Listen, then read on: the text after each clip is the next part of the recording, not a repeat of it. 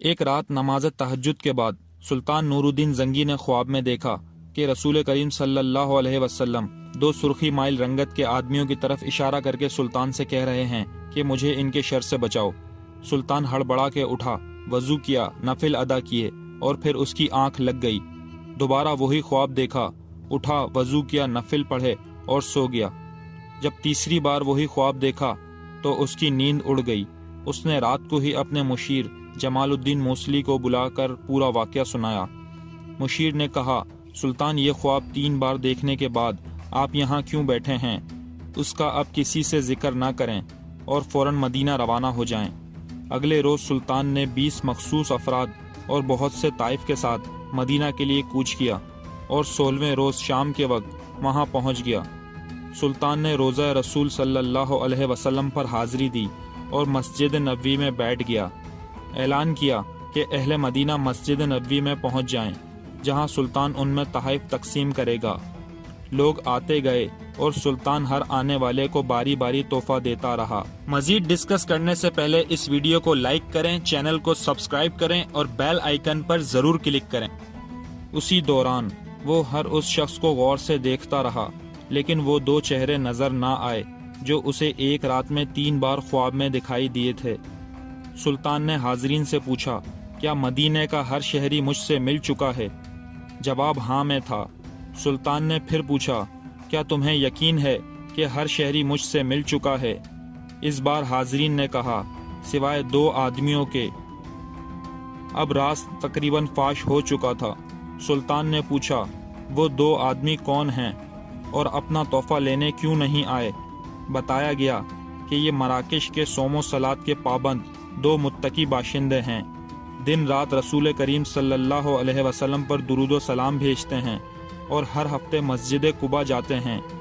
فیاض اور مہمان نواز ہیں، کسی کا دیا نہیں لیتے۔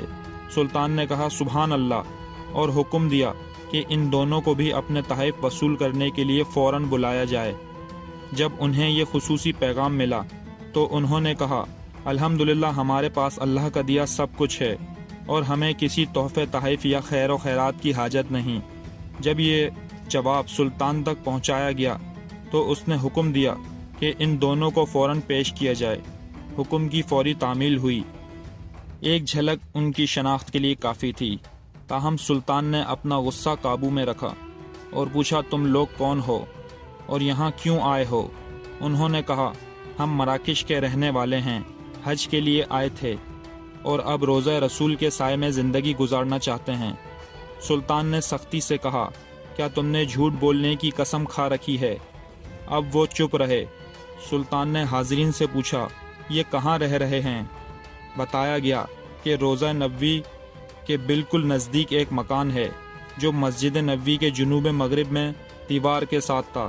سلطان فوراً اٹھا اور انہیں ساتھ لے کر اس مکان میں داخل ہو گیا۔ سلطان مکان میں گھومتا پھرتا رہا۔ اچانک نئے اور قیمتی سامان سے بھرے ہوئے اس مکان میں اس کی نظر فرش پر پڑی، ایک چٹائی پر پڑی۔ نظر پڑنی تھی کہ دونوں مراکشی باشندوں کی ہوائیاں اڑ گئیں۔ سلطان نے چٹائی اٹھائی، اس کے نیچے ایک تازہ کھدی ہوئی سرنگ تھی۔ سلطان نے گرج کر کہا، کیا اب بھی سچ نہیں بولو گے؟ ان کے پاس سچ کے سوا کوئی چارہ نہ تھا۔ انہوں نے اعتراف کیا کہ وہ عیسائی ہیں اور ان کے حکمران نے انہیں بہت سا مال زار اور ساز و سامان دے کر حاجیوں کے روپ میں مراکش سے اس منصوبے پر حجاز بھیجا تھا۔ وہ کسی نہ کسی رسول کریم کا جسد عقدے سے روضہ مبارک سے نکال کر لائیں۔ اس ناپاک منصوبے کی تکمیل کے لیے انہوں نے حج کا بہانہ کیا اور اس کے بعد روضہ رسول سے نزدیک ترین مکان جو کرائے پر مل سکتا تھا وہ لے کر اپنا مذموم کام شروع کر دیا۔ ہر رات وہ سرنگ کھودتے جس کا رخ روضہ مبارک کی طرف تھا اور ہر صبح کھدی ہوئی مٹی چمڑے کے تھیلوں میں بھر کر جنت البقیع لے جاتے اور اسے قبروں پر بکھیر دیتے۔ انہوں نے بتایا کہ ان کی ناپاک مہم بالکل آخر مراحل میں تھی کہ اچانک ایک رات موسلا دھار بارش ہوئی، ایسی گرج چمک ہوئی جیسے زلزلہ آ گیا ہو، اور اب جب ان کا یہ کام پایا تکمیل کو پہنچنے والا تھا تو سلطان نہ جانے کیسے مدینہ پہنچ گیا۔ سلطان نور الدین زنگی نے حکم دیا کہ ان دونوں کو قتل کر دیا جائے۔ روضہ مبارک کے گرد ایک خندق کھودی جائے اور اسے پگھلے ہوئے سیسے سے پاٹ دیا جائے تاکہ آئندہ کوئی بدبخت ایسی مذموم حرکت نہ کر سکے۔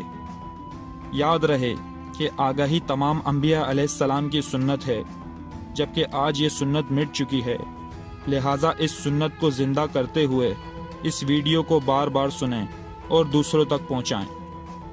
دوستوں، چینل کو سبسکرائب کرنا مت بھولیے، ویڈیو کو لائک کریں، شیئر کریں اور کمنٹ سیکشن میں اپنی رائے کا اظہار ضرور کریں۔